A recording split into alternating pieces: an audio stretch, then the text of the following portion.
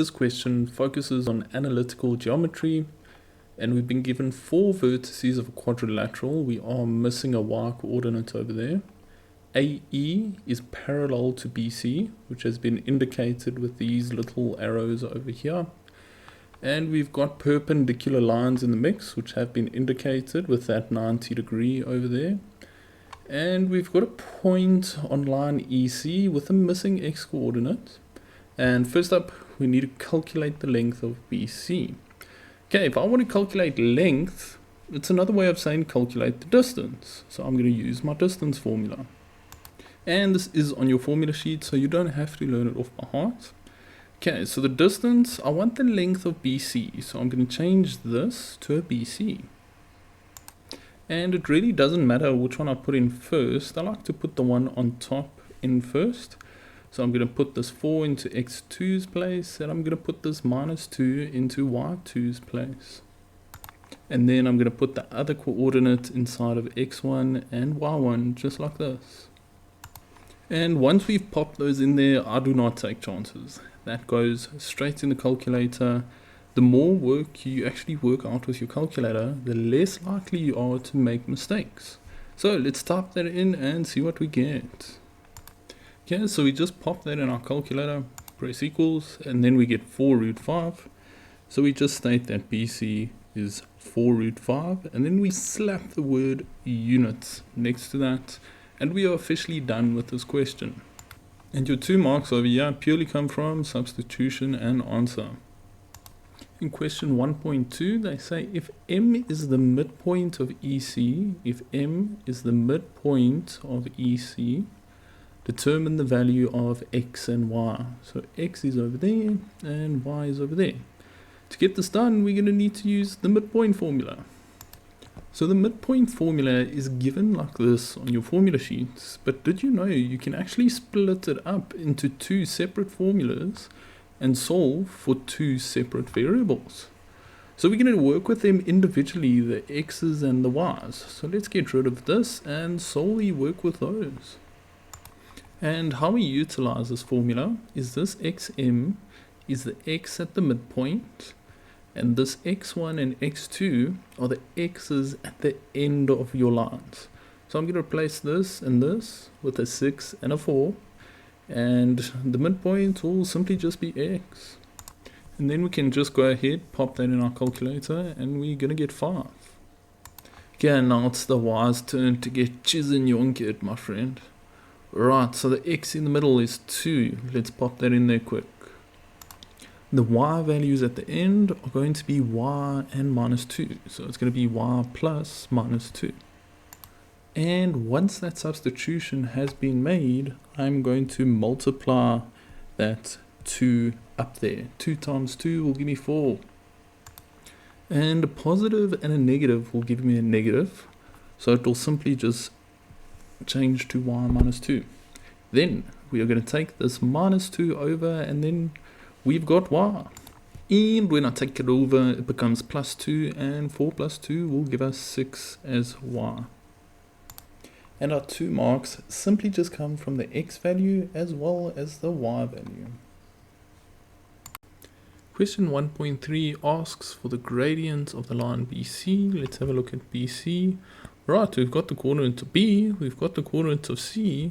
So it looks like it's a pretty straightforward gradient formula substitution. And what's nice about the gradient formula is I can do it in any order. This can be x1 and y1, or it can be x2 and y2. It really doesn't matter. It's going to take me to the same answer irregardless of what I modeled it to be. But I like to normally use the top one first. So remember, the second one is a y value and the first one is an x value. So this y value I put in top over there, and this x value I put at the bottom over there. And another thing I like to do at the same time is I like to show which line I'm getting the gradient for. So it's the gradient of BC. So I do a little subscript BC next to the small m, just to show the person marking my work that's the line I'm getting the gradient for. Okay, now we're going to put a different point in over here. So we're going to put B in over there. Remember, y goes on top and x goes at the bottom. And then just remember to slap those things in brackets because they bless your life, my bro. Right, that smells like a calculator problem to me. I am not taking chances with that, bro.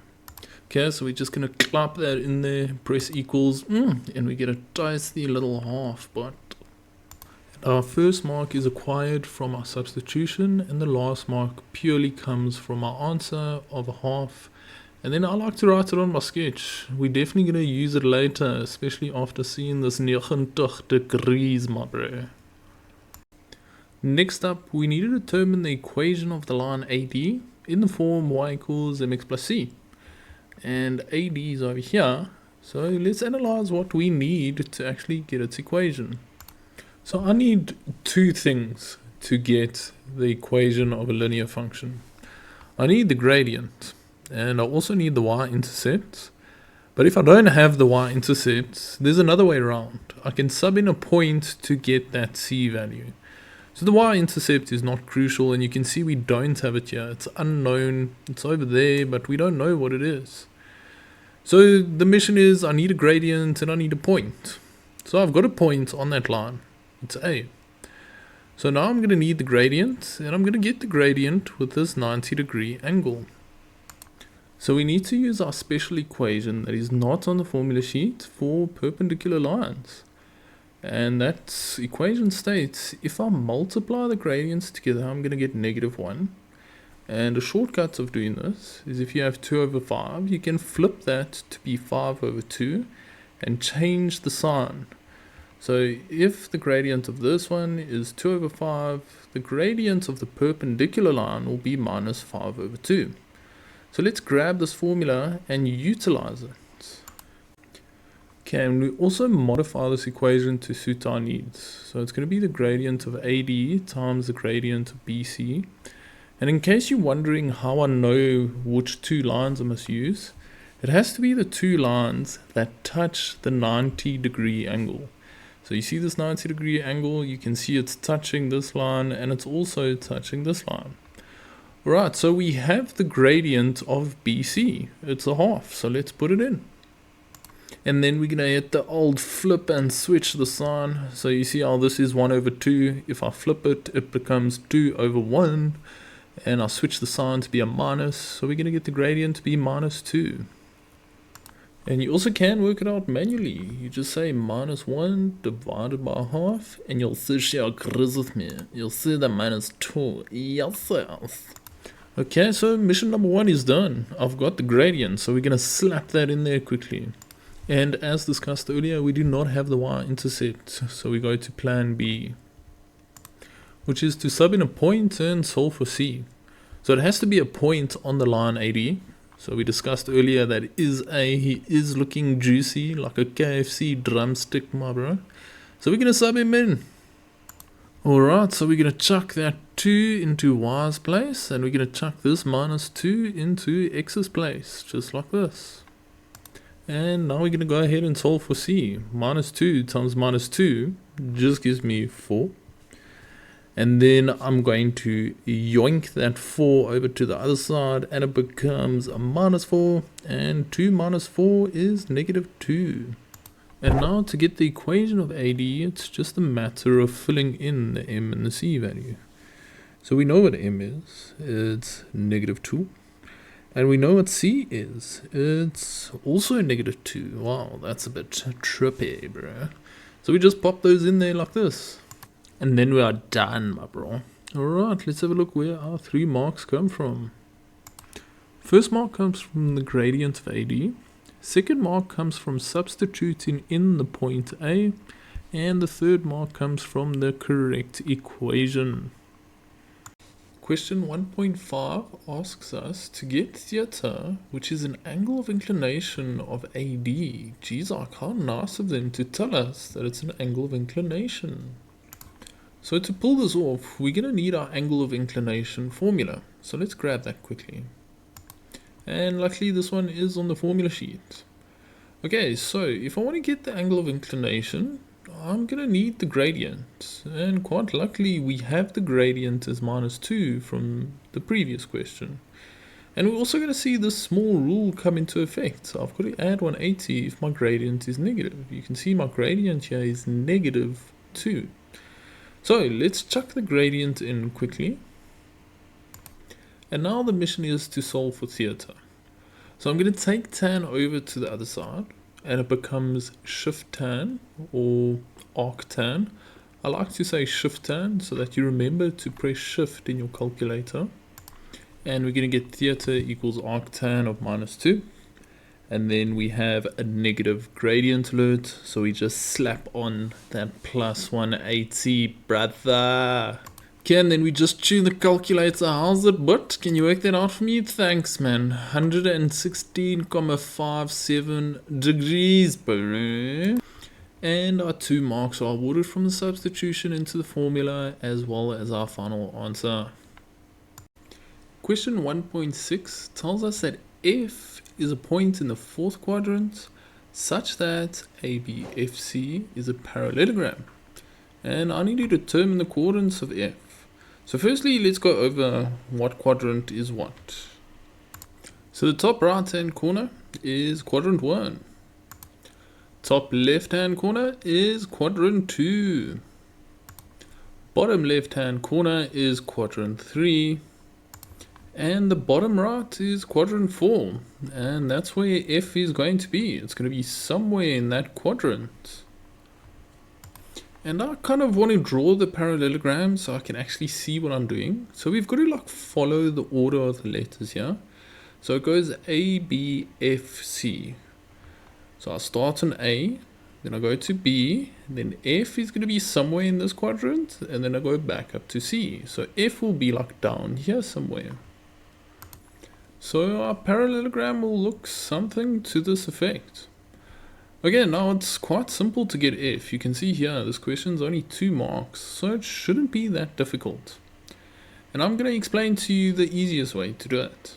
Okay, so whatever I do to get from A to C is the exact same thing I do to get from B to F. And let me show you more about what I'm talking about there. Okay, to go from A to C, I've got to go 6 units across, because you can see I start at -2 and then I end at 4, so the difference there is 6 and I'm moving right. And then to get from 2 to -2, that will mean I have to move 4 down. So now I'm going to do the exact same thing with B. I'm going to move 6 across and 4 down. So if I move 6 across from -4, I add 6. So -4 plus 6 will give me an x value of 2 for F. And if I move down 4 from -6, I've got to -4. So -6 minus 4 will give me -10. And now we officially have F. And you simply just get 1 mark for the x value and 1 mark for the y value there. Alright, welcome to your challenge round. We need to show that the coordinates of D are 0.8 and -3,6. Now D is over here, and we don't know a lot about D, but we do know one thing. D is a point of intersection between the line AD and the line BC. And if I want to show that the coordinates of D are the following, I've got to pretend like I don't have the coordinates of D. I've got to show them where these numbers came from. Okay, and then to get points of intersection, just remember points of intersection is a fancy way of saying where do these 2 lines touch. They both touch at the point D. And to get points of intersection, I use the following strategy. So firstly what I do is I make the equations of the 2 lines equal, and then I solve for x. Once I get that x value, I sub it back into either line to get the y value. Again, we're running into a small problem before we can even apply this. We've got the equation of this line. It's y equals -2x minus 2. But we do not have the equation of the line BC. So we're going to need to get that quickly before we even implement the points of intersection strategy. So let's quickly go ahead and get the equation of BC. Now we already calculated the gradient of BC earlier. It's a half. So I'm going to change the gradient to a half quickly. And I don't have the y-intercept, so I'm going to do my workaround, my plan B, where I sub in a point and solve for C. So I've got 2 points in the line BC. I'm going to choose to work with C. It looks a bit easier because there's a positive number there. So I'm going to sub this into X and this into Y. And after I sub that in, half of 4 is 2. And then I'm going to yoink this 2 over to the other side, and it becomes minus 2. And minus 2 is minus 4. And then this minus 4 we put back into this line, the top line, and then we've completed the equation of BC.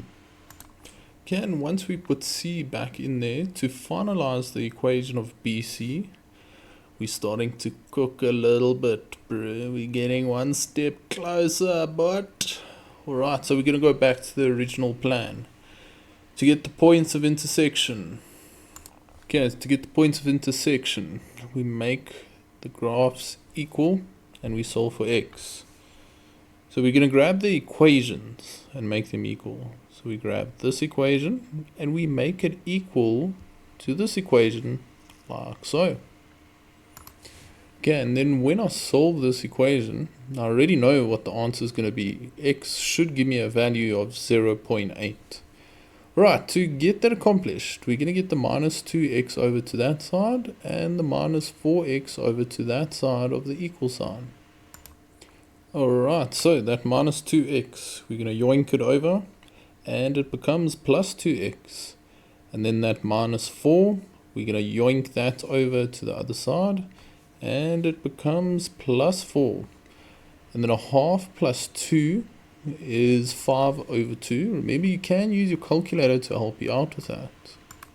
Like this, you just say a half plus 2, you leave the x's out and it gives you the number in front, 5 over 2. And minus 2 plus 4 just gives me 2 over there. And then all that's left to do is I've got to get rid of this 5 over 2 in front of x. So I divide both sides by 5 over 2.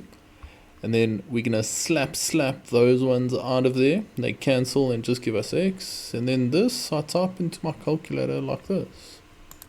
I say 2. And then I press the divide button and then I do the fraction. But I already know what it's going to give me, boys. It's going to give me 4 over 5. Which is 0.8, but... And now we officially have the x value of d at 0.8.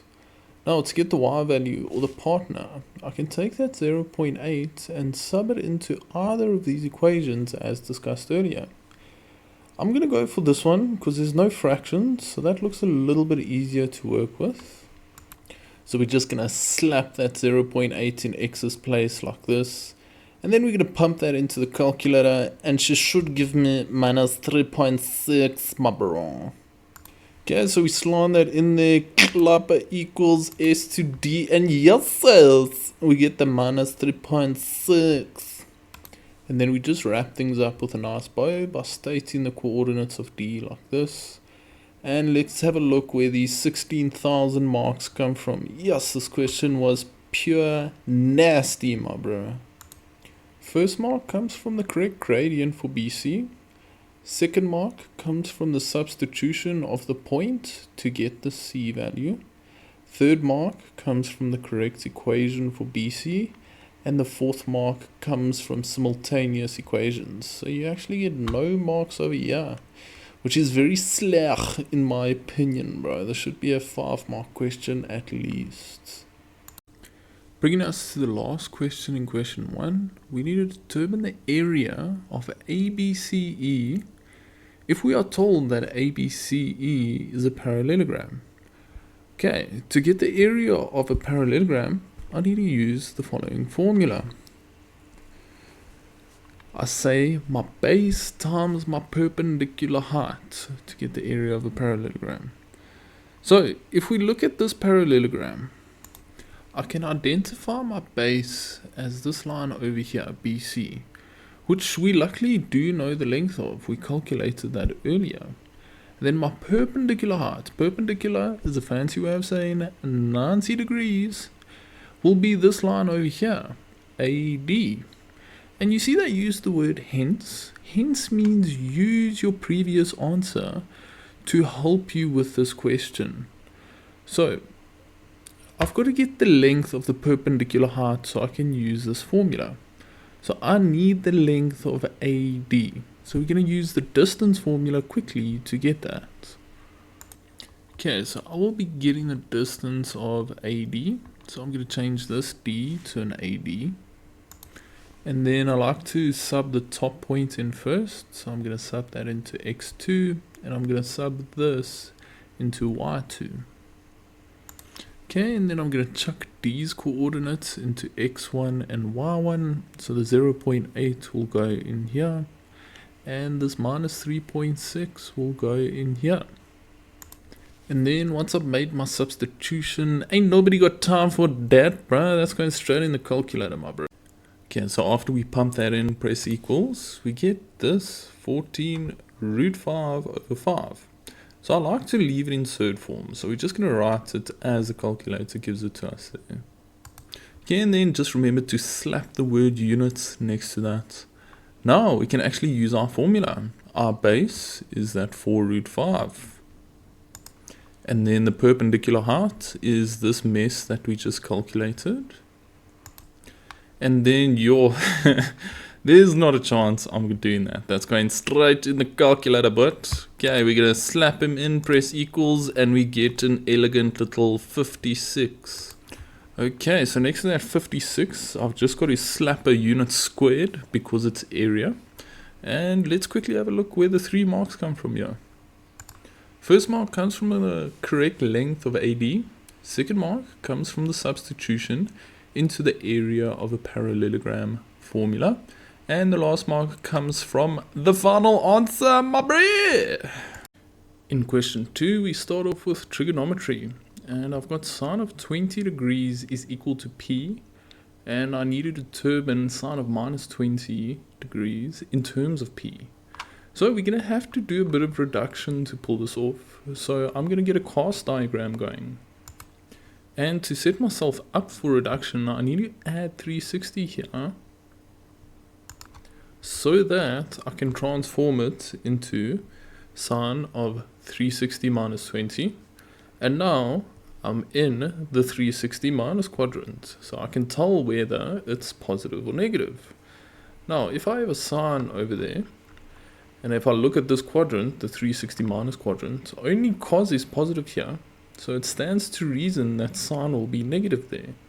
So we simply just transform it into negative sine of 20. Just like that. And then sine of 20 is equivalent to P. So I can swap that sine of 20 out for a P.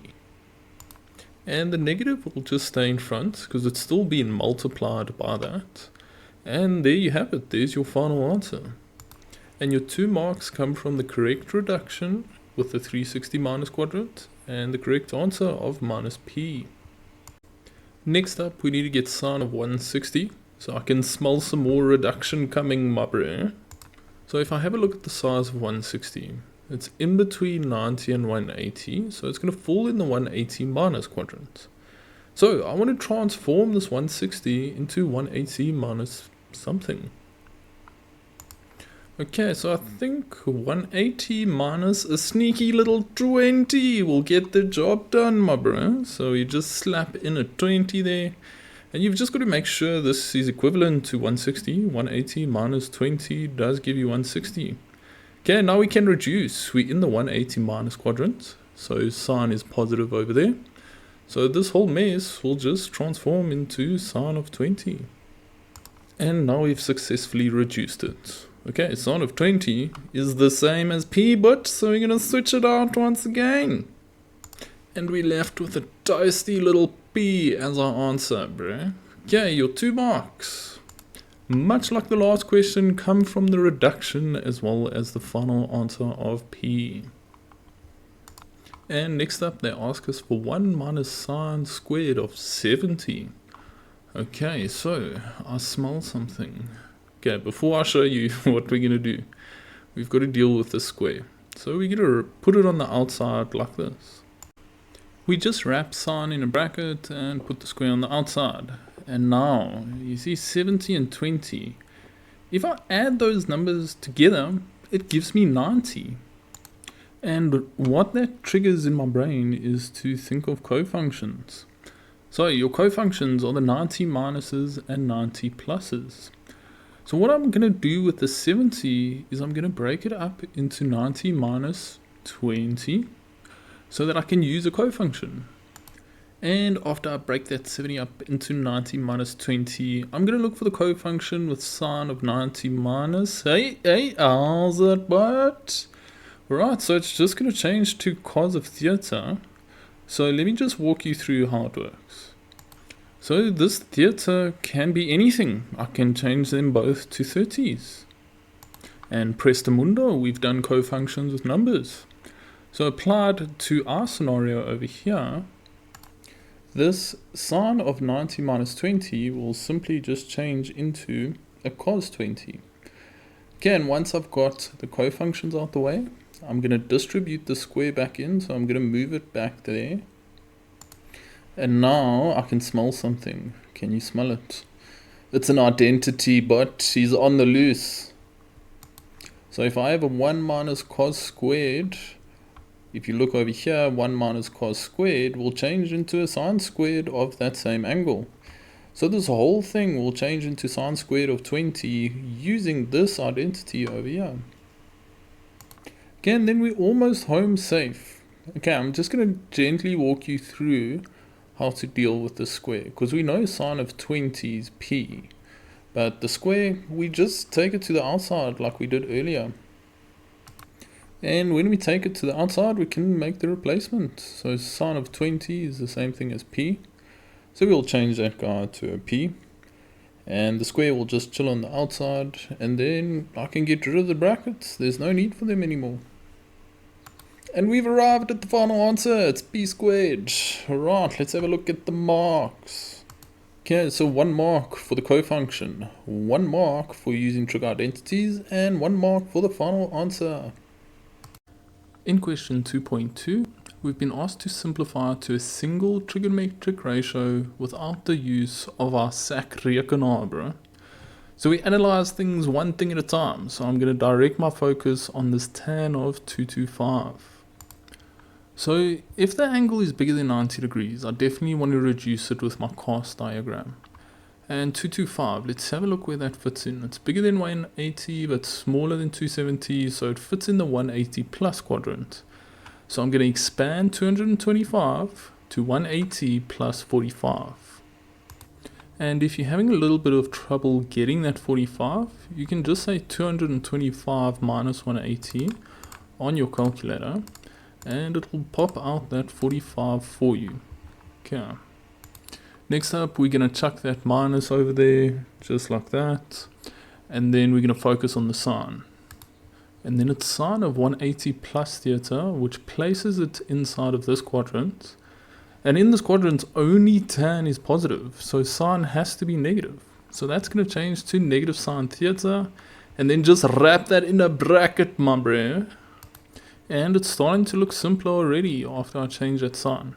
Okay, now we're going to deal with this cos of theta plus 90. And when I see a theta plus 90, the alarm bells are going off, my bro. Cofunctions. So I've got to find cos of theta plus 90.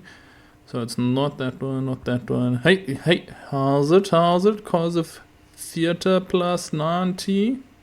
Okay, and just before we use this cofunction, you can see here they wrote it like kind of in the wrong order. Theta plus 90 doesn't quite match up with this. But just remember, the order of addition does not matter. So imagine theta was 20. 20 plus 90 is 110. 90 plus 20 is 110. So you get the same outcome either way. So you can swap these around quite freely. And now we're going to change this guy using our cofunctions, and he's going to change into a minus sine theta. And just remember, always wrap it in brackets, my bro. Okay, once we've dealt with that guy, we're going to move on to this sine theta. That's simplified as far as it possibly can be, so he's going to stay behind. Okay, and then the sine of 360 plus theta. I don't have 360 plus in my reduction diagram or my cos diagram. So how we make this thing normal is we do the following. Subtract 360 degrees. So 360 minus 360, that 360 just disappears. It gives me 0. And I'm just left with plus theta. So inside this bracket, we're just going to get a simple sine theta. And I like to wrap both of these guys in brackets to help remind myself that I'm multiplying them. And then we just put that plus over there. And now we're going to focus on this cos theta. It's been simplified all the way, so it just stays. And then lastly, we have to deal with this cos of minus theta. There was a little bit of a mistake at the beginning of the question, but I have fixed it up since then. So how we normalize it is we add 360 in there. And what that does is it changes it into cos of 360 minus theta. So it sets me up beautifully for reduction in the next step. Okay, now we're going to go one by one again and sort these things out. Okay, so having a look at tan here, tan of 180 plus, that puts us in the 180 plus quadrant. And tan is positive there, so that's going to change to positive tan of 45. Okay, and then I'm going to keep that minus over there. And then minus sine theta times minus sine theta. A minus times a minus is a positive. Sine theta times sine theta is sine squared theta. Okay, now we've successfully sorted the top out. Now we're going to go to the bottom. Sine theta times sine theta is sine squared theta. And then I'm going to keep that plus cos theta next to it because I want to sort this out first. And cos of 360 minus places us in this quadrant, and cos is positive over there. So this is just going to change to cos theta. Okay, we are starting to inch our way closer. Tan of 45, I smell a special angle. And this is also a clue without using a calculator. So I've got to get my special angle triangle. Okay, so if I have a look at my special angle triangle with the 45 degrees, I'm going to be getting toa from SOHCAHTOA. So it's basically going to be the opposite over the adjacent. So opposite the angle is root 2. And adjacent the angle is root 2. Adjacent just means next to. So it's going to be root 2 over root 2. And that minus sine squared theta at the top can stay. There's nothing really I can do to that just yet. Okay, at the bottom the sine squared theta can stay. And then cos theta times cos theta is cos squared theta. Okay, and then I smell a few identities coming our way. Right, so I'm just gonna zoom out a little bit and then we can carry on, but okay, any number divided by itself will be 1. And you'll see the calculator agrees with me. Yourself. And then at the bottom here, I'm smelling an identity. Cos squared plus sine squared theta is equal to 1, my bro. So I can change the bottom to 1. And then I'm also smelling an identity at the top, bro. 1 minus sine squared. 1 minus sine squared. It's going to change into a cos squared. Again, we're almost done. Anything over 1 is just itself. So like 7 over 1 is 7. So cos squared over 1 is just cos squared. And yeah, we are done. Yes, this test did a lot of things. This was a parked down prawn if I've ever seen one, but let's have a look where the 1700 marks come from. The first mark comes from your reduction of the sine into minus sine theta. Second mark comes from the cofunction. The third mark comes from this sine theta, how we changed that by subtracting 360. And the fourth mark comes from adding in that 360 and then getting a cos theta. Fifth mark comes from that little 1 over there, engine number 1. And then the last mark comes from cos squared theta. In question 2.3, we've been given two trig equations. We've been told that k is greater than 0. And now we need to explain why beta lies between 270 and 360 degrees. Okay, to pull this off, we're going to have to isolate sine beta and cos beta. And when I say isolate, it's just a fancy way of saying get sine beta on its own. So over here, we're going to have to divide both sides by k to get it on its own. Over here, we're going to need to move the 1 over and then divide by k. And while we're analyzing the question, you see this k is greater than 0? That's like a really fancy way of telling you that k is positive. So if you convert that to English, it's a very powerful tool, and we are going to need that to crack this question. Okay, so let's isolate these guys. Let's start off with the sine. And as discussed earlier, to get sine on its own, I'm going to divide both sides by k. And then those k's cancel, and I'm left with sine beta equals minus 5 over k. Okay, now it's the cos's turn to get chisenyonked, my friend. Let's grab him and manipulate. Okay, now to isolate cos beta over here, I'm going to take that minus 1 over, and it becomes plus 1. And 0 plus 1 is just 1, so we get k cos beta equals 1. I then divide both sides by k, and then the k's on the left hand side cancel, and I'm just left with cos beta equals 1 over k. And now what I'm going to do is analyze these statements and use my cast diagram to explain why beta is sitting in between 270 and 360. So let's grab our cast diagram. So when I analyze this statement, if I look at k, we discussed earlier that they told us k is positive. So I know k is going to be positive. And if I look at the top, it's negative. It's negative 5. So if I have a negative divided by a positive, the overall result will be a negative. And now we know that sine beta will be negative. So we have a look at the cast diagram and we ask ourselves, where is sine beta negative? So it's positive here, so it has to be negative in these two quadrants. And I like to put little ticks in those quadrants just to keep track of where sine beta is negative.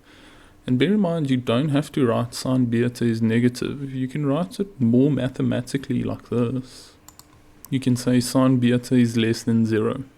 But I prefer the previous one, it just makes more sense to my brain. Okay, now it's the cos's turn to get chisenyonked, my friend. Alright, k is positive, as they told us earlier in the question. And then that one, it's also positive, there's no negative there. So a positive divided by a positive will give us a positive number. And with that, we can conclude that cos beta is positive. So we look at our cast diagram and we ask ourselves, where is cos positive? They are all positive in the first quadrant, so it will be positive there. And cos is positive in the fourth quadrant, so it will also be positive there. And now I have to choose the quadrant that meets both conditions. And that's quadrant 4, which is in between 270 and 360. So how we're going to wrap this up is like so. We firstly need to state that sine beta is negative and cos beta is positive in quadrant 4, as we discussed earlier. And then we wrap it up with a nice bow and say beta is an element that spans between 270 degrees and 360 degrees. And let's quickly have a look where the 4 marks come from. Okay, you get a mark for isolating cos, a mark for isolating sine, then isolating cos, a mark for a diagram, and a mark for your explanation. Next up, we are asked to determine the value of tan beta. And to do that, we're going to need to grab these guys. So I'm going to grab those two quickly. And I'm also going to need my classic SOHCAHTOA. Okay, so for sine, that's the opposite over the hypotenuse. So I know minus 5 is the opposite, and I know k is the hypotenuse. And if I analyze cos in the same fashion, we can see our hypotenuse, it agrees with the sine, and then the top one will be adjacent for cos. And now if I want to get tan of beta, on top I put the opposite. So on top, where's the opposite there? Minus 5. We're going to put minus 5 on top. And then at the bottom, I'm going to put the adjacent. There's the adjacent. It's 1. And then minus 5 over 1 can simplify to minus 5. So there's tan beta. It's minus 5, my bro. And wrapping up 2.3, we are asked to determine the numerical value of k without using a calculator. So we're going to have to do some Pythagoras to pull this off. And to actually understand what you're doing, I'm going to draw the diagram for you. You don't have to, but it's good to see it in your head. And just in case you're curious on how we're going to draw this. So we discussed earlier, we're going to be working in quadrant 4 in between 270 and 360. Then we know the hypotenuse is k, so I just put a k by the hypotenuse. And I know it's the hypotenuse because that 90-degree angle is pointing towards it. And then across from our reference angle, or opposite to our reference angle, is the minus 5. So we chuck that there. And then adjacent to the reference angle will be the 1. And that's how we draw our sketch. And now to find the value of k, I've got to do Pythagoras. So let's grab the Pythagoras theorem. So our hypotenuse always comes first. The hypotenuse squared equals the sum of the other two sides squared. So the hypotenuse is k. So I'm going to change this h to a k. And then it doesn't matter which one I put into a or b. It'll give me the same result either way. I'm just going to grab that 1 and put it in a's place, which leaves minus 5 to go into b's place. And just remember your brackets, very important. Alrighty, so 1 squared is just 1. I keep the plus there. Minus 5 times minus 5 is positive 25. So I'll just get a 25 there. 1 plus 25 is 26. And then to get rid of that square, I square root both sides. And then I get k to be the square root of 26. We should get plus minus root 26. But a small rule with sketches is the hypotenuse is always positive. So we always choose the positive one. And then let's have a look where the 2 marks come from. First mark comes from substitution into Pythag. Second mark comes from the final answer. In question 2.4, we've been given an identity and we need to prove the identity. So we're going to start off by grabbing the more complicated side of the equal sign. So the left hand side looks very complicated. So we're going to start off by grabbing the left hand side. And now I'm going to analyze the left hand side. Now the alarm bells are ringing. I see tans and I know an identity for tan. And these identities, you've got to know them off by heart. They are not given to you. So a tan theta is equivalent to a sine theta over a cos theta. So this tan of alpha, I can change it to sine alpha over cos alpha using that identity. So you can see the change happening over there. And then this tan of alpha, I want to do the exact same thing. I want to change it to a sine alpha over cos alpha. And once that change has been made, I'm going to focus on this fraction here. And ideally, you want to try to do this all in one step. So what I'm going to do is tip and times. Let me walk you through that process. So I rewrite it in the form 1 divided by sine alpha cos alpha. And then I'm going to tip the fraction, which means I swap the numerator and the denominator. And at the same time, I change this to a multiplication symbol. Just like that. And then 1 times anything is anything. Like 1 times 7 is 7. 1 times 2 is 2. So this 1 times can actually disappear. And now it's fully simplified. And now we're going to analyze what's inside the brackets. And I'm seeing a fraction plus a fraction. And when I see a fraction plus a fraction, that really triggers my brain to get an LCD. Now the LCD has to encompass both of the bottom's factors. So if they don't have anything in common like we have here, you just multiply them together. So the LCD in our case will be sine alpha cos alpha. Right, now we need to get both of those fractions over the LCD. So if I analyze this first fraction, I look at the denominator, it's got a cos alpha, And if I look at the LCD, it's got a cos alpha, but it needs a sine alpha. So that's what I need to multiply it by. And then just remember, whatever I do to the bottom, I have to do to the top. Okay, that sorts out the first one. Let's direct our attention to this one. It's got a sine alpha, but it needs a cos alpha. So over there, we need to multiply the bottom by cos of alpha. Okay, and now we're going to sort this mess out. So over here, I do the top times the top. Sine alpha times sine alpha will give me sine squared alpha. And if I multiply the bottoms together, we're going to get the LCD like we prepared for. So cos alpha times sine alpha gives us the LCD of cos alpha sine alpha. And now we're going to focus on this fraction. Cos alpha times cos alpha will give me cos squared alpha at the top here. And at the bottom, I've got sine alpha times cos alpha, which will give me my LCD like I planned earlier. And now that they're both over the same denominator, we kind of morph them into one big fraction like this. And now we've finished the process of getting the LCD. And now, yes, I can smell an identity, but it's cooking in the kitchen. So if you have a look at the top there, then from the list of the identities I know off by heart, that thing can just change to engine number 1. So we are going to go ahead and make that change. And now I can multiply the two fractions together. So to make my life easier, I'm going to put the sine squared alpha over 1. And then I say top times top. So sine squared alpha multiplied by 1 will just give me sine squared of alpha.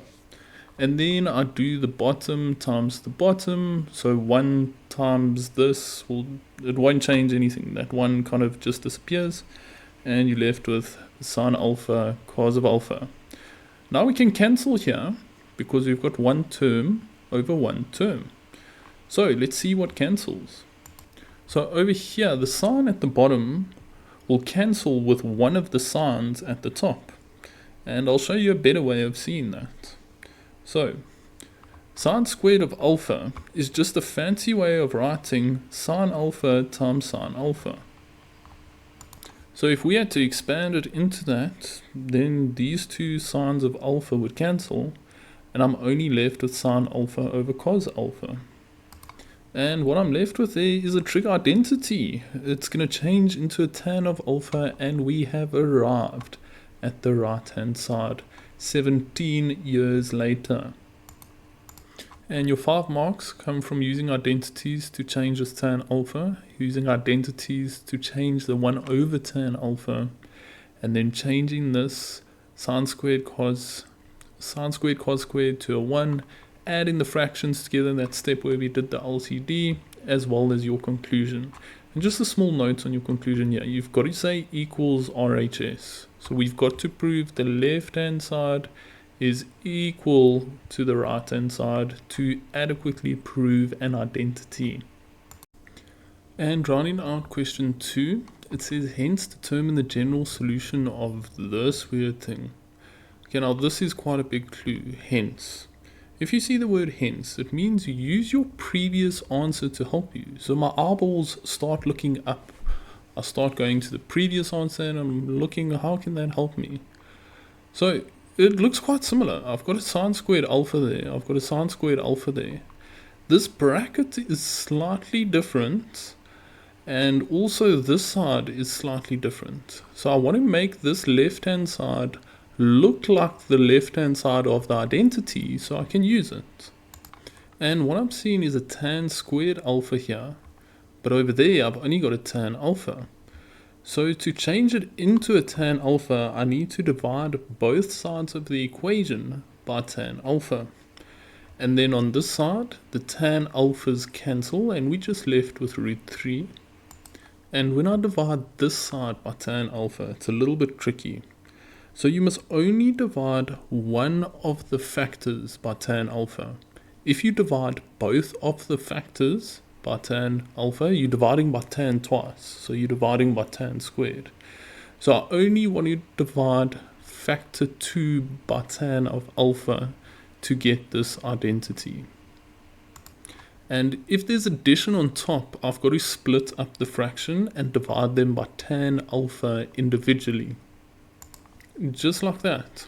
So tan squared alpha over tan alpha will give me that tan alpha as I planned for. And 1 over tan alpha can't be simplified, so we just leave that guy there. And now you can see we've got the identity. It sounds basically the left hand side of the identity is matching up with the left hand side of our equation. So this whole thing over here is equivalent to tan of alpha. So I can change this whole thing over here to a tan of alpha. And as discussed, we just changed it to a tan of alpha, and now we are back in a familiar territory. So now I can go ahead and get my reference angle as well as my quadrants and general solution.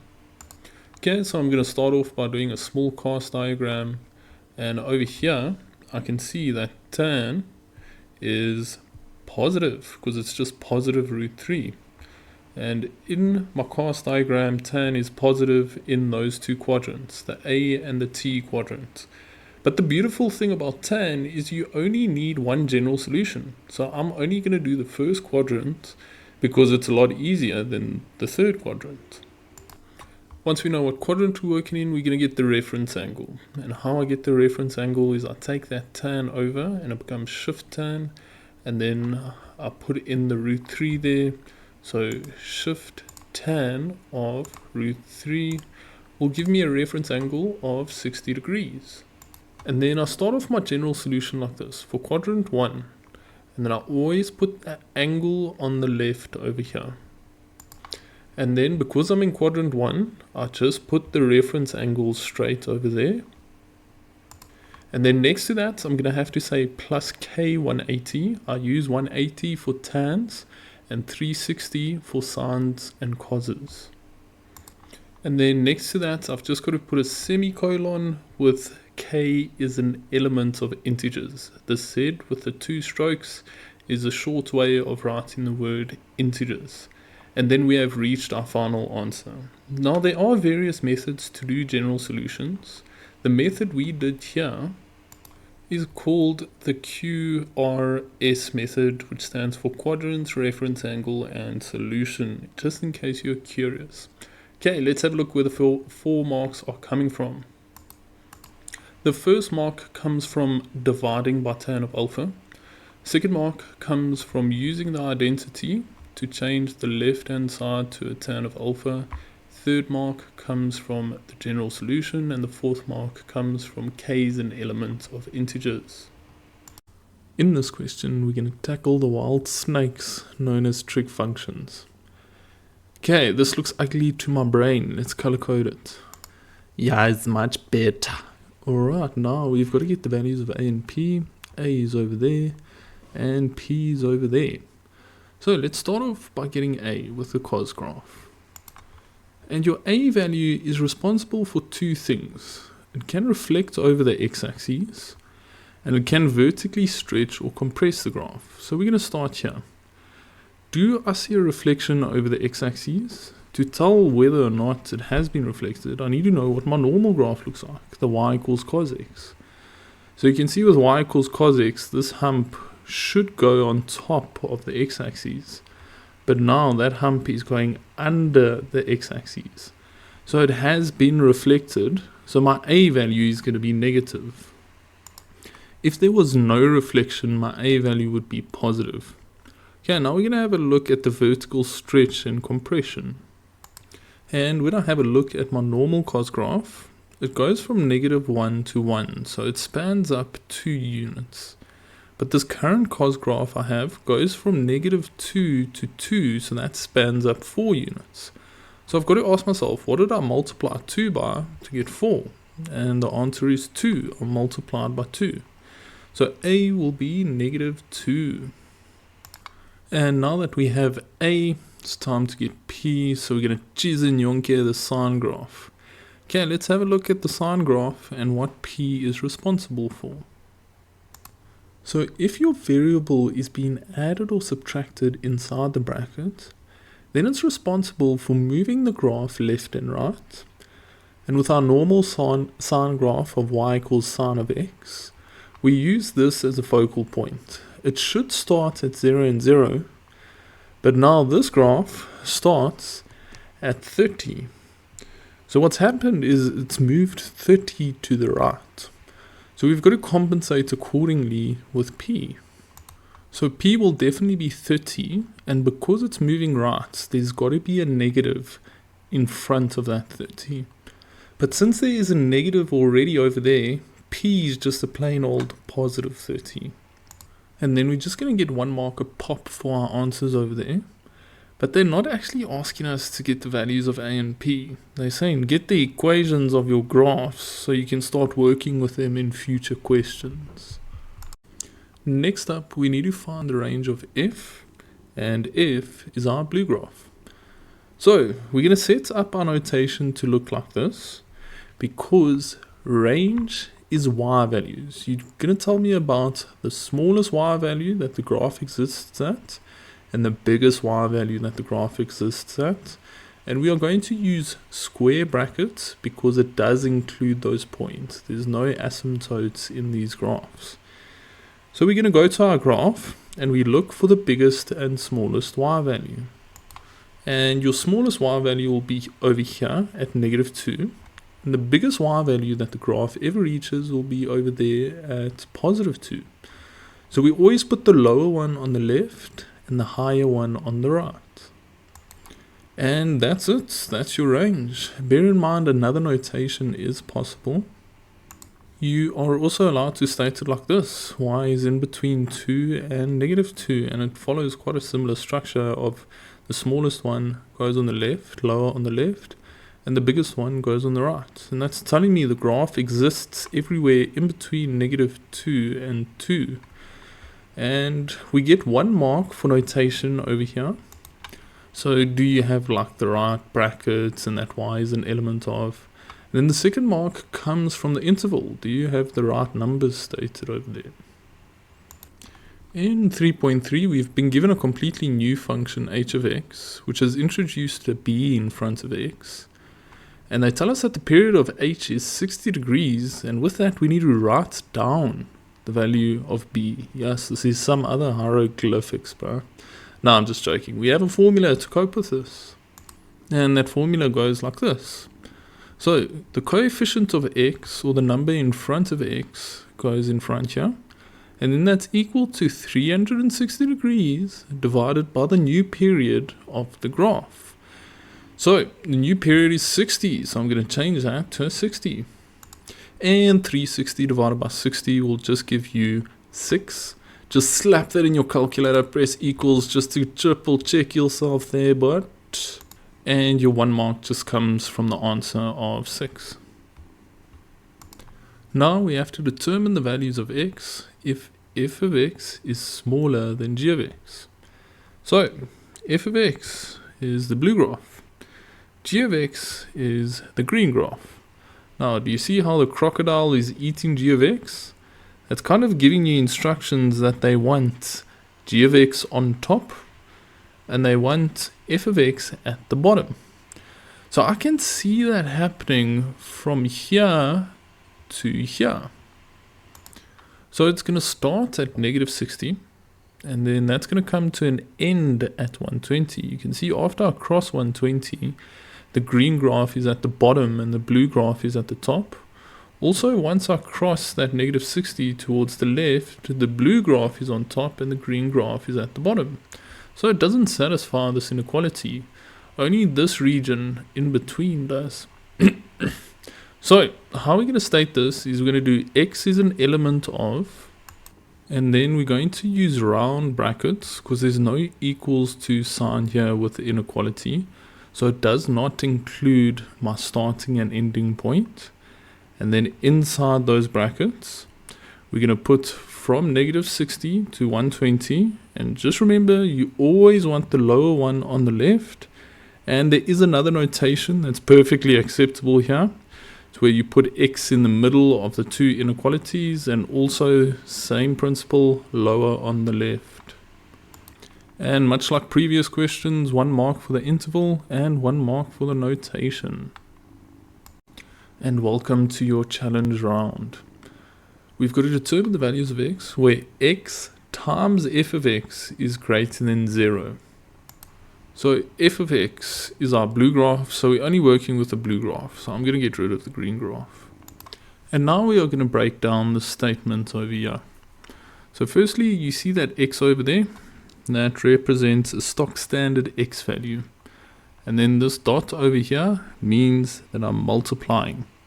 And then f of x is a fancy way of saying the y value. And then this greater than 0 is a fancy way of saying positive. So we're looking for an x value times a y value that will give us a positive. And our focal points here are 3 points. The x-intercepts as well as the y-intercepts. So let's get those marked off quite clearly. And then we analyze each little portion of the graph. So I analyze this portion, this portion, this portion, and then lastly this portion. So let's start all the way on the left over here. If I go down, I've got a negative x value, and if I go across, I've got a positive y value. And that will give me a negative times a positive, which does not give me a positive, so it won't work in this interval over here. So after we cross 90, maybe then it will work. So after I cross 90, I'm going to have a negative x value as well as a negative y value. So I'm getting a negative times a negative, which will give me a positive. So it is working over there.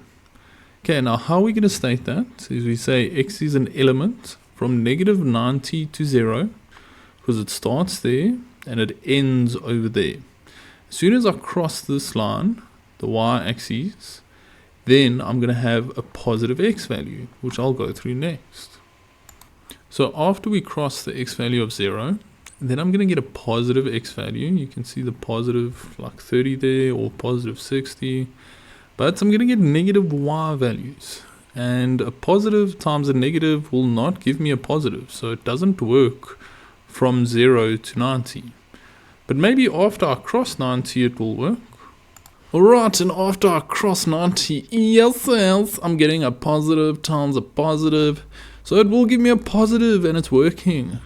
So next to this bracket, I just clap the word or, and then I state the next interval. It starts at 90 and it ends at 180. And then I'm officially done with this question. It's waxed, my bro. Let's have a look where the 2 marks come from. Okay, you just get 1 mark for each interval over here, and bear in mind you will lose marks if your notation is not correct. That other notation from earlier is also acceptable. And the last question for these wild slungs gives us a new graph k of x with the following equation, and we need to get the value of that t there if k of x is equal to g of 2x. So we don't need the graphs for this question. We solely work with this equation, and we need g's equation. So I'm going to get rid of the graphs and just grab g's equation. Okay, so after I grab g's equation, this line over here is giving me instructions. K of x is equal to g of x, but we're going to have to replace this x over here with a 2x. So we basically rewrite this equation, but instead of this x, we replace it with a 2x. And now that I have the equation of k of x, I kind of want it to get to match this. I want cos, I don't want sine. So how we convert from a sine to a cos is by using our cofunctions. So I'm going to use the following cofunction. Cos of 90 minus theta equals sine of theta. So this is going to change to a cos, and then it's going to be 90 minus this angle in the brackets, just like this. And that will successfully convert the sine into a cos. Now what I'm going to do is distribute this negative into the circular brackets. And after I do that, I get minus 2x and plus 30. And then 90 plus 30 is 120. And now k of x is almost looking like what it should be, so that I can read t off the graph. But I've got a minus 2x, and this k of x has a positive 2x. So in order to do that, well, in order to change it to a positive 2x, I've got to do a bit of reduction. And to start the reduction off, I've got to remove a common factor of -1 from the angle over here. So after I do that, it's going to look something like this. You've got to have square brackets because there is going to be a negative in front. And then the -2x changes to positive 2x. And the 120 changes to -120. I'll then add 360 in front here so that I can reduce it with my cast diagram. So after I add that 360, it's going to look like this. And we are now officially in the 360 minus quadrant. And in the 360 minus quadrant, cos is positive, so it's just going to morph into this. The 360 minus disappears. And then its final answer, a clock, my bro. I can just read t off the graph there. So t is the -120. And yes, this was like a level 17 question if I've ever seen one. And only for 2 marks. Yo, sleg, bruh. Okay, let's have a look where those 2 marks come from. 1 mark comes from getting this cos equation, and the last mark comes from the correct answer of t. Yes, this question was just one of the nastiest ones I've seen in my time. Coming in hot with the Euclidean geometry, I need to complete the statement. Opposite angles of a cyclic quadrilateral are... Now, they're testing a certain theorem. They're asking, do you know that the opposite angles of a cyclic quad add up to 180? And there is a shorter way to say that. We can say that they are supplementary. And a nice way to remember it is like there's a hidden S in 180 degrees. So if angles add up to 180 degrees, we say that the angles are supplementary. And another nice nugget of information is if they are complementary, they add up to 90 degrees. And there's a hidden C in the 90 degrees. So in summary, the opposite angles of a cyclic quadrilateral are supplementary because they add up to 180 degrees. Okay, getting to the juicy questions. This angle is 25, that's been indicated there. O is the center, that's quite important. These points are on the circumference, and then first up I need to get D1. So D1 is over here. And D1 is touching a very special line. There's a sneaky weasel alert, but there's a radius on the loose. Again, I see another radius, which is going to make an isosceles triangle. So the base angles of an isosceles triangle are going to be equal for the following theorem. So if you have an isosceles triangle that has equal sides, you can conclude that the angles that are opposite the equal sides are equal. And your reason is angles op equal sides. So we're just going to say D1 equals 25 degrees for this reason. And your 1 mark comes from the statement and reason. And bear in mind, there's another reason you can use. I can say angles op equal radii. That's also acceptable. And next up, I need the size of O1. So I can see that O1 is an exterior angle of the following triangle. Triangle DOC. If I just extend this line DO, it encompasses the angle O1 between the triangle and that line extension. So we're going to use the following theorem. Exterior angle of triangle. And how it works is to get the exterior angle, you go to the opposite interior angles and you add them together and it gives you this exterior one. So applied in the context of this question, the opposite 2 angles are these 25s. So I add those together to get O1. And let's quickly go through how we're going to write that up. So O1 is going to be equal to 25 plus 25 for the reason of exterior angle of a triangle. And 25 plus 25 will just give me 50, my bro. And yeah, let's have a look where the marks come from. So you're going to get 1 mark for your statement and then 1 mark for your whale all reason. Next up, I need to get the size of A1. Okay, A1's in quite an abstract place. So how we're going to start off is we look at A1 and we follow it backwards to its chord or arc. So if I have a look at A1 and I look at the two lines that A1 is touching, I'm going to follow those two lines backwards and even more backwards until I get to the circumference, and it takes me to this imaginary chord. And then once I've identified my chord, I follow it down and down again, and it takes me to O1, to the center of the circle. So now I know that A1 and O1 are subtended by the same chord, and you can also see it as the same arc. And this would be the arc that I'm referring to, BC. But I prefer the chord, it just makes more sense to my brain. And to get the physical size of A1, we're going to use the following theorem. Angle at center is 2 times the angle at circumference, which states that the angle at the center is always 2 times the size of the angle at the circumference, provided they're subtended by the same chord or arc.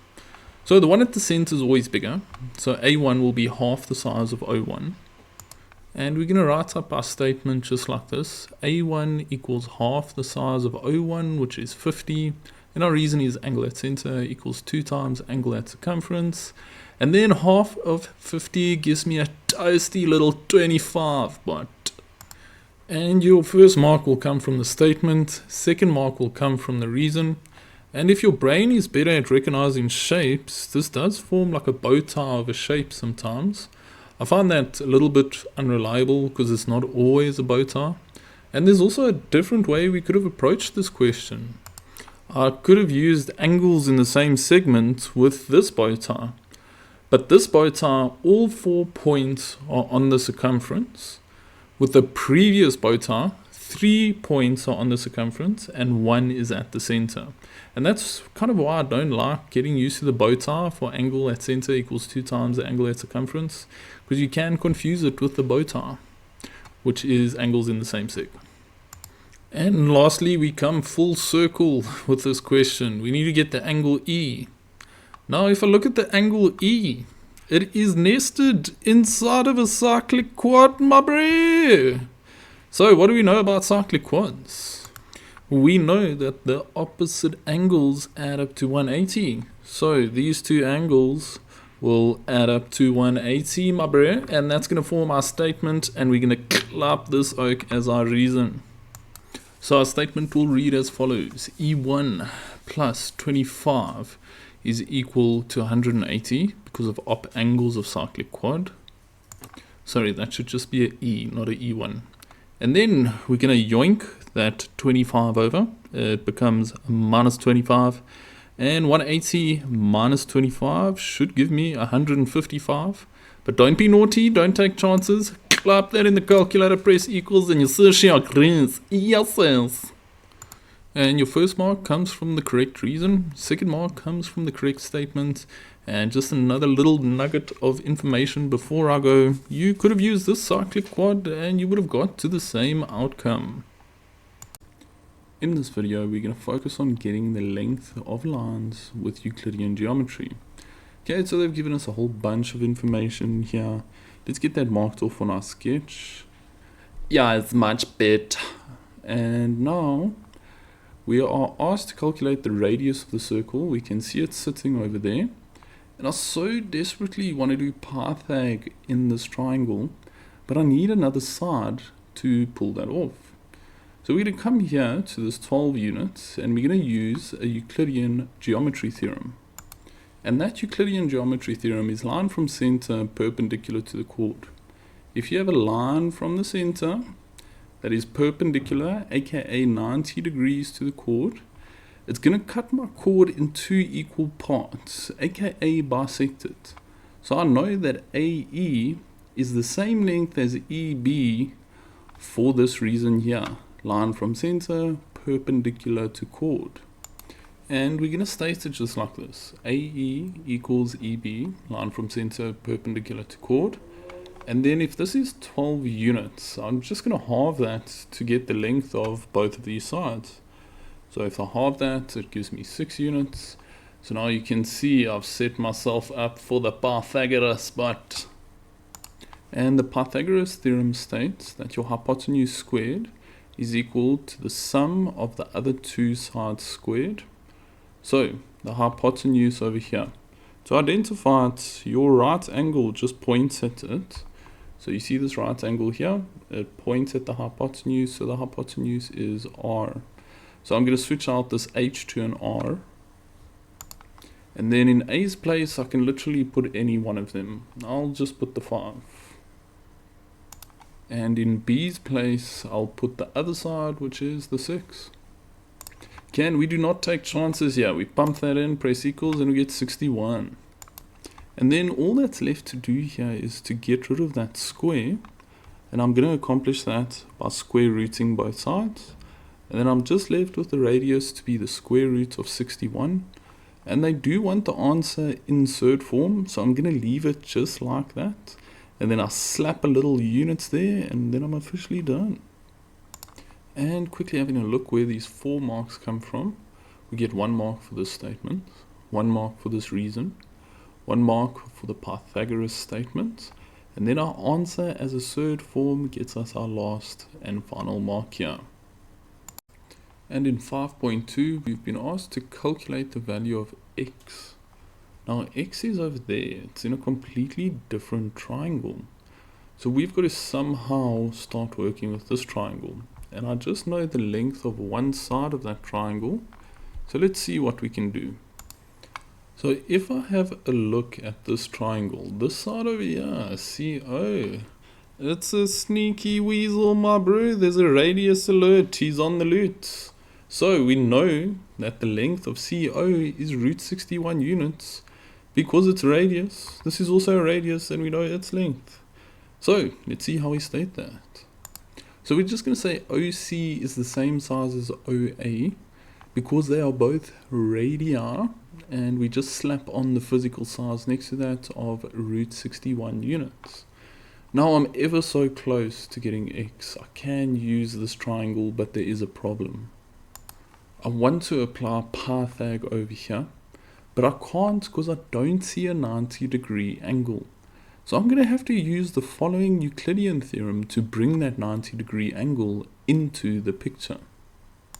So it's called line from center to midpoint from chord. If I've got a line coming from the center that goes to the midpoint of this chord, aka the chord is bisected, then I can conclude that this little angle here is 90 degrees. So we can see that happening here. We've got a line from the center that goes to the midpoint of the chord CD. I know it's the midpoint because of these 2 little lines over there. So we know that F1 is 90 degrees for this reason. Line from center to midpoint of chord. And now that I've got the 90 degrees in my triangle, I can clap some Pythagoras. But right, so let's get the Pythagoras theorem going. Okay, so the hypotenuse squared. So the 90 degrees points at the hypotenuse. So I'm going to replace it with the root of 61. Okay, and then I can put any one of these 2 sides into A's place. I think I'll just put the x in there. And then the last side will have to go into B's place. So I'm going to put the 7 inside of B's place. And now the mission is to solve for x. So root 61 squared is just 61. The square and the root cancel out with one another. And as always, if you're not too sure, just triple check it with your calculator and yeah, you'll see number 1. And 7 squared will give me 49. And then I'm going to take that 49 over to the other side of the equation. And it becomes minus 49. And 61 minus 49, I believe that's 12. And it most definitely is 12. Triple check yourself. And now we just need to get rid of that square. And we're going to get that done by square rooting both sides. And then we're going to pop that into our calculator. So if I pop it in, press equals, it gives me 2 root 3. So I can list my answer like that, or I can hit the S to D and list my answer to 2 decimal places. And just make sure whichever one you list, you clap the word units next to it. But so let's have a look where the 3 marks come from.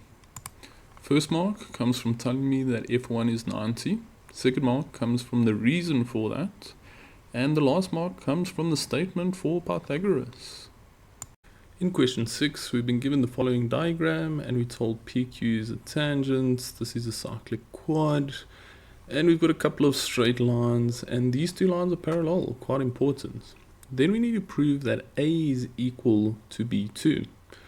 So I can start with any one of these two angles, but before I do that, let's glamify our sketch a little bit, but yes, it's nice, bro. Okay, so I'm going to start off with B2. So B2 is located over here, and I want to follow it back to its chord.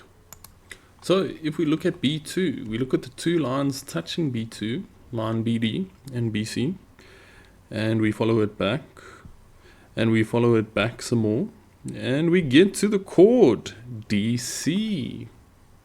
And I know a sneaky theorem with a chord and a tangent, but the tan chord theorem. And that theorem goes a little something like this. The angle between the tangent and the chord will be equal to the angle that that chord subtends. And remember, it works both ways. I can use this angle between the tangent and the chord and follow that down to get this angle. So over here, I know that angle C1 will be equal to B2 because B2 is subtended by this chord, and the angle between the chord and the tangent will be equal to that angle. So I know that C1 is a red angle. And we are going to state it just like this. B2 equals C1 due to the tan chord theorem. Now I'm going to focus on C1 and see what I can do with C1, maybe try relate it to A somehow. So if I have a look at those two angles, I can see like both of them are touching the parallel lines. So I can apply my parallel line theorems, and I see some alternating angles, but I see the Z. Can you see it, my bro? So A1 will be the same size as C for alternating angles. And to briefly run through that theorem, if the lines are parallel, then like these angles in the armpits of the Z or the N will be equal. So I know that C1 will be equal to A, and this will be my reason, alt angles, and then we've just got to modify the parallel lines to suit ours. So ours will be line AB is parallel to PQ. So let's get that written down. And we just stated like this, angle A is equal to angle C1 because the alt angles, semicolon AB parallel to PQ. Next up, we can see that B2 equals C1 and A is equal to C1. If they equal to the same thing, they have to be the same size. So B2 is equal to A. And then you don't really have to put a reason for that line. If you do want to put a reason, you can tell me like they both equal to C1. And then we're going to quickly run through where the 4 marks come from in this question. So we get 1 mark a pop for each statement. And then we get 1 mark a pop for each wee little reason. And now we have to prove that D3 is the same size as D1. So I'm going to choose one of these angles to start with. I think I'm going to choose D1 because I can see that that's an exterior angle of a cyclic quad. And I know a theorem that deals with the exterior angle of a cyclic quad. And that theorem goes a little something like this. The exterior angle of a cyclic quad will be equal to the opposite interior angle of the cyclic quad. So if we apply that here, this exterior angle of the cyclic quad, I follow it across to the opposite interior angle. So it's going to be equal to the whole of B over here. So let's get that written up. And we just write it up like this. D1 equals B1 plus B2, exterior angle of cyclic quad. Now I'm going to see what I can do with this orange angle. And look what that orange angle is touching. It's touching a parallel line. So I can do a Z with that orange angle. Alternating angles, my bro. And to show you that a little bit more visually, we can see the Z over there. And the alternating angles will be equal. So we're going to write that up just like this. C3 is equal to B1 plus B2. Alt angles, and that's because line AB is parallel to the line PQ. And now I'm going to have a look at this orange angle and see what I can do with it. And if I look at this orange angle, it's touching a tangent and it's touching a chord. So I'm going to follow that chord up and up again, and we get a winner chicken dinner. We get to D3. So D3 is also an orange angle. Okay, so let's state that. And we utilize that theorem in the previous question. It's the tan chord theorem, and we say that C3 is equal to D3 because of the tan chord theorem. Now we're going to start with our conclusion. So firstly, we need to make the link between these two angles. Because D1 and C3 equal the same thing, they both equal B1 plus B2, we're going to state that they are equal to one another. And if you would like, you can mention the reason that they both equal B1 plus B2. And then we see that C3 equals D1, C3 equals D3, and C3 also equals D1. So it stands to reason that these two have to be the same. So we're just going to hit a therefore D1 equals D3, and we've adequately proved what they are asking us to do. So let's have a look where the 5 marks come from. First mark comes from your statement. Second mark comes for your reason with the exterior angle of cyclic quad. The third mark comes from the statements and reason with the alternating angles. And then the fourth and fifth mark come from the tan chord theorem with its statement and reason. Okay, welcome to your challenge round. Okay, we've been given a whole bunch of information here. And now the question is asking us to prove that this is a cyclic quad. Now there are 3 ways to prove a cyclic quad, and let's go through them quickly. So I've got converse op angles of cyclic quad. If I prove that the opposite angles add up to 180, then I've got a cyclic quad. If I prove that the angles inside of a bow tie are equal, then I've got a cyclic quad because of converse angles in the same segment. And if I prove that the exterior angle is equal to the opposite interior angle, then I can conclude I've got a cyclic quad because of converse exterior angle of cyclic quad.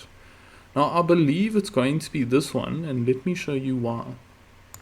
It's because we kind of already know what one of the exterior angles of the cyclic quad is. It's y.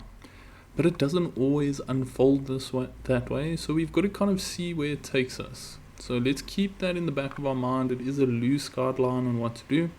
So let's get started, mark off our information and see what we can do. Yes, nice, bro. Okay, so we're going to mark off y with blue angles. We're going to mark off x's with like this yellow angle. And we've got a tangent over here. Alright, and I'm seeing something. X is in between a tangent and a chord, my butt. We've seen this theorem like 6 billion times in this paper already. It's the tan chord theorem. Okay, so we look at the other line that x is touching. It's touching the line DE, which will be our chord. And then we follow that chord down and down again. And it takes us to an angle that's equal to x.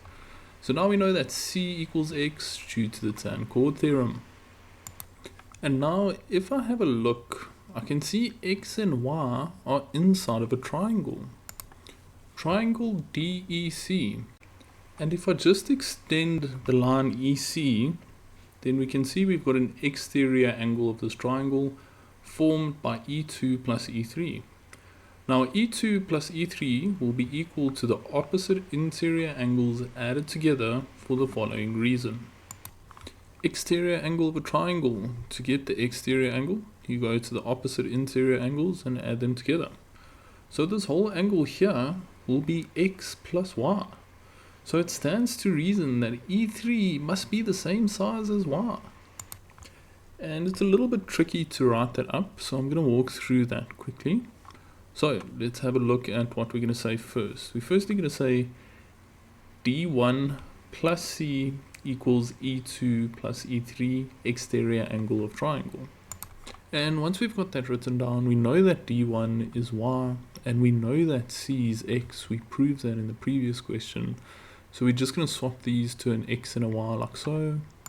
And then we're going to state that E2 is the same size as x. They told that to us in the question.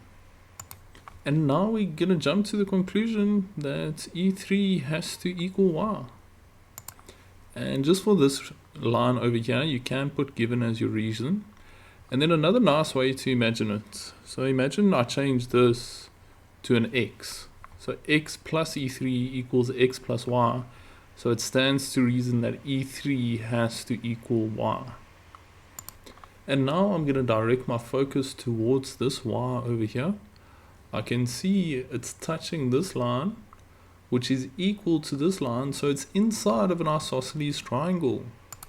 And in an isosceles triangle, we always know that the base angles are equal, my bro. And that's for the following theorem. Angles op equals sides. If I look at the equal sides and I go to the angles that are opposite them, the angles will be equal. So now we know that B1 plus B2 will equal Y. And we're going to write it up just like this. Angle B1 plus B2 is equal to E3, and both of those are equal to Y, and we knew that because of angles op equal sides. And now our job is almost done. Look what we've accomplished. We've proved that the exterior angle of the cyclic, or exterior angle of this quadrilateral, is equal to the opposite interior angle. So now it is a cyclic quad. We've proved it. But there's a couple of things we need to state. We're not home safe just yet. So firstly, I've got to make the link between this angle and this angle. So I'm going to hit a therefore D1 equals B1 plus B2, just like this. And I knew that those two angles are equal because I went and proved that they are both equal to Y. They both have a value of whatever Y is, in a sense. And now we can copy paste this. ABED is a cyclic quad. And after we state that, we went down this avenue to prove it. That the exterior angle is equal to the opposite interior angle. So we're going to slap this down as our reason. Exterior angle of cyclic quad, and then we've officially waxed this question, my bro. So let's have a look where the 16 billion marks come from. Your first mark comes from the statement and reason with the tan chord theorem. Exterior angles of a triangle, that reason gets you a mark. Stating that E3 is Y gets you the third mark. Doing the isosceles triangle property, angles op equal sides, gets you the fourth mark. Concluding that these two are equal gets you the fifth mark, and the last mark comes from the statement and reason that wraps up this question. In question 8.1, we've got two circles. We've also got a parallelogram in the mix, and we have a tangent over here to the smaller circle. And with all that, we need to prove that AD is the same size as DE. So let's talk about how we're going to do that. If we have a look at those two sides, we can see they're sitting quite snug inside of a triangle. So if I prove that this angle, E1, is equal to this angle A, then that will successfully prove it's an isosceles triangle, and I can conclude that ED will be the same size as AD. Okay, now let's see how we're going to get that done. So I'm going to start off with one of the angles. It doesn't matter which one you start with. I'll just start with A. Now I can see that A is sitting inside of that parallelogram they were talking about.